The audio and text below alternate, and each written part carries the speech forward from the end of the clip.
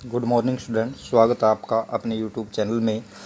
आज हम आपको कराएंगे कृतिका भाग 2 का पाठ नंबर 2, जॉर्ज पंचम की नाक, जिसके लेखक का नाम है कमलेश्वर। इंग्लैंड की रानी एलिजाबेथ द्वितीय अपने पति के साथ हिंदुस्तान पधारने वाली थी। सारे देश की अखबारें इस शाही दौरे की खबरों से भरी रहती थी। लंदन से उड़ने वाली हर खबर यहाँ सुर्खियों में दिखाई देती थी। इस दौरे के लिए छोटी सी छोटी बात भी सबकी निगाहें टिकी हुई थी। वहाँ के का दर्जी इस बात से परेशान था कि महारानी हिंदुस्तान और पाकिस्तान और नेपाल के दौरे पर कब क्या पहनेंगी। उनके सेक्रेटरी, जासूस और फोटोग्राफर सब भाग दौड़ में लगे थे। रानी ने 400 पाउंड खर्च करके हल्के नीले रंग का रेशमी सूट बनवाया था, जिसकी खबर भी अखबारों में छपी थी। रानी की जन्मपत्री और प्रिंस फिलिप के कारनामों के अतिरिक्त अखबारों में उनके नौकरों, कर्मचारियों, खानसामों, अंगरक्षकों और कुत्तों की तस्वीरें छापी गई थी। दिल्ली में तो शाही सवारी के आगमन से धूम मची हुई थी। वहाँ की शदा धूल मिट्टी से भरी रहने वाली सड़कें साफ हो गई थी। इमारतों को सजाया गया, संवारा गया, पर एक बहुत बड़ी मुश्किल सामने आ गई थी। नई दिल्ली में जॉर्ज पंचम की मूर्ति की नाक नहीं थी। कई राजनीतिक पार्टियों ने इस मूर्ति को लेकर आंदोलन किए, कई प्रस्ताव पास हुए, अनेक भाषण दिए गए थे और गर्मागर्म बहसें भी हुई थी। जॉर्ज पंचम की नाक रहने दी जाए या हटा दी जाए।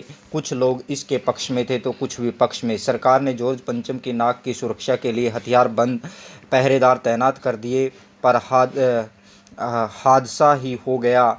इंडिया गेट के सामने वाली जॉर्ज पंचम की लाट की नाक अचानक गायब हो गई। हथियारबंद पहरेदार अपनी जगह तैनात रहे, गश्त लगती रही, पर लाट की नाक चली गई। अब महारानी देश में आ रही और लाट की नाक न हो तो परेशानी तो होनी ही थी। देश की भलाई चाहने वालों की एक मीटिंग बुलाएगी। मीटिंग के उपस्थित सभी इस बात से सहमत थे, लाट की नाक तो होनी चाहिए। यदि वह नाक न लगाएगी तो देश की नाक भी नहीं बचेगी। उच्च स्तर पर सलाह मशवरे हुए और तय किया गया कि किसी मूर्तिकार से मूर्ति की नाक लगवा दी जाए। मूर्तिकार ने कहा कि नाक तो लग जाएगी, पर उसे पता होना चाहिए कि वह मूर्ति कहाँ बनी थी, कब बनी थी और किसके लिए पत्थर कहाँ से लाया गया था। पुरातत्व विभाग से जानकारी मांगेगी पर वहाँ से इस बारे में कुछ पता नहीं चला। मूर्तिकार ने सुझाव दिया कि वह देश के हर पहाड़ पर जाएगा और वैसा ही पत्थर ढूंढ कर लाएगा जैसा मूर्ति में लगा था। हुक्म कामों से आज्ञा मिल गई। मूर्तिकार हिंदुस्तान के सभी पहाड़ी प्रदेशों और पत्थरों की खानों के दौरे पर निकल गया और कुछ दिनों बाद खाली हाथ वापस लौट आया। उसे वैसा पत्थर प्राप्त नहीं हुआ। उसने कह दिया कि वह पत्थर विदेशी था। मूर्तिकार ने एक सुझाव दिया कि देश में नेताओं की अनेक मूर्तियां लगी थी। यदि उनमें से किसी एक की नाक लाट की मूर्ति पर लगा दी जाए तो ठीक रहेगा। सभापति ने सभा में उपस्थित सबकी सहमति ऐसा करने की आज्ञा दे दी और साथ ही सावधान रहने की बात समझा दी कि ताकि यह खबर अखबार वालों तक न पहुंचे। मूर्तिकार ने फिर देश भर का दौरा किया। जॉर्ज पंचम की खोई हुई नाक का नाप उसके पास था।